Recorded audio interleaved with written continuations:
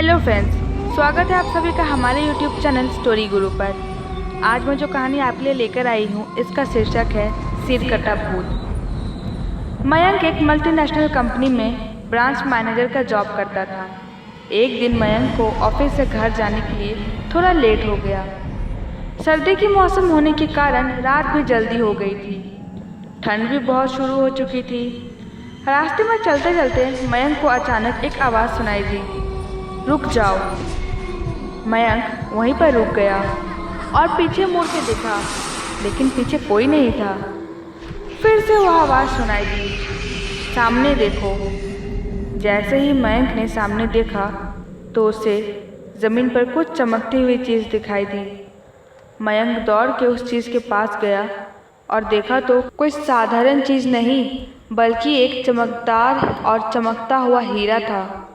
उसने वह हीरा अपने हाथ में ले लिया। उसकी चमक देखकर मयंक की खुशी की ठिकाना न रही। लेकिन मयंक को कहाँ पता था कोई साधारण नहीं बल्कि एक मायावी हीरा है। अचानक उस हीरे में से आवाज़ आई, अगर तुम्हें और हीरे चाहिए तो ज़मीन को खोदो। इस ज़मीन के नीचे बहुत सारे हीरे हैं। मयंक खुश हो गया। उसने उस हीरो को अपनी जेब में डाल लिया और ज़मीन खोदना शुरू कर दिया। करीबन 2 फीट खुदाई काम करने के बाद अचानक मयंक डर के मारे चिल्लाने लगा। इसका कारण वो अपना संतुलन खो गया और ज़मीन पर गिर पड़ा, क्योंकि उस गड्ढे में से हीरे मोती नहीं बल्कि किसी इंसान का कटा हुआ सिर मिला। अचानक वह सिर हवा में उड़ने लगा और बोला, डरो मत, मैं तुम्हें कोई हानि नहीं पहुंचाऊंगा। मैं तुम्हें और हीरे ज़ेवरात भी दूंगा। बस मेरे बात ध्यान से सुनो और मैं जहां जाता हूं मेरे पीछे आओ। फिर वह सिर हवा में उड़ा और जंगल की ओर बढ़ने लगा। करीबन 1 किलोमीटर चलने के बाद वह सिर रुक गया और उसके साथ साथ मयंक भी रुक गया। फिर उस सिर ने मयंक को कहा, इस ज़मीन के भीतर बहुत सारे हीरे ज़ेवरात छुपे हुए हैं। इस ज़मीन पे खोदने का काम शुरू करो।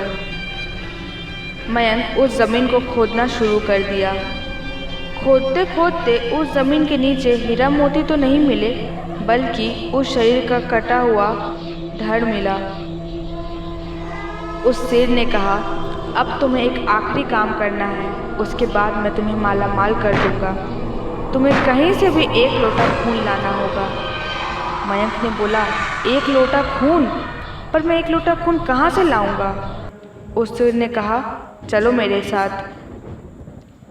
वह डरावना चेहरा मयंक को साथ लेकर थोड़ी दूर पे गया। वहाँ एक इंसान को जाते हुए देखा। वह शेर बोला, इस इंसान को मारकर इसका खून ले आओ।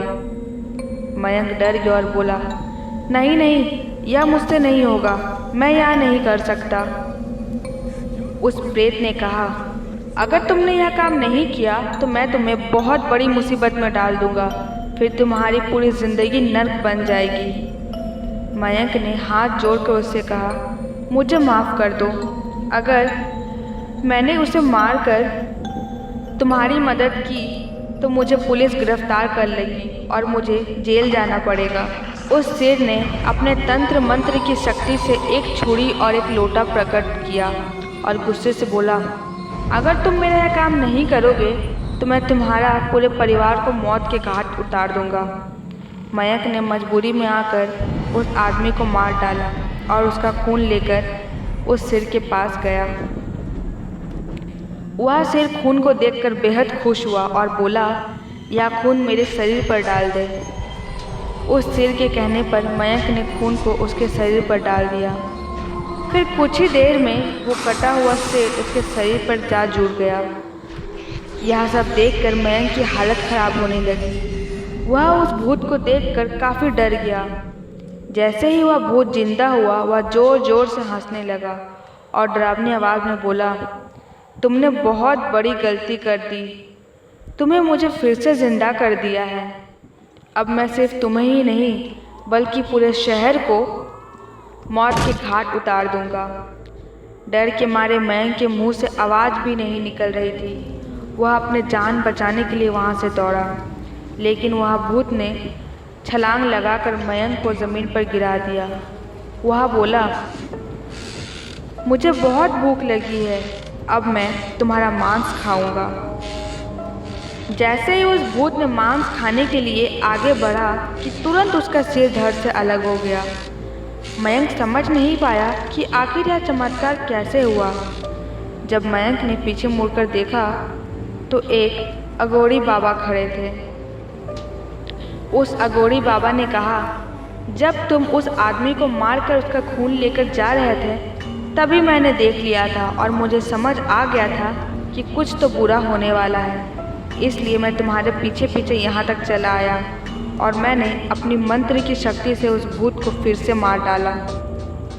अब तुम निश्चित होकर अपने घर जाओ और अब तुम पर अब कोई खतरा नहीं है। लेकिन इस बात से आज भी मयंक बहुत डरा हुआ है और जब भी इस बात को याद करता है तो उसकी रूह कांपने लगती है। दोस्तों, ये थी आज की हमारी कहानी। उम्मीद है आप लोगों को अच्छी लगी होगी।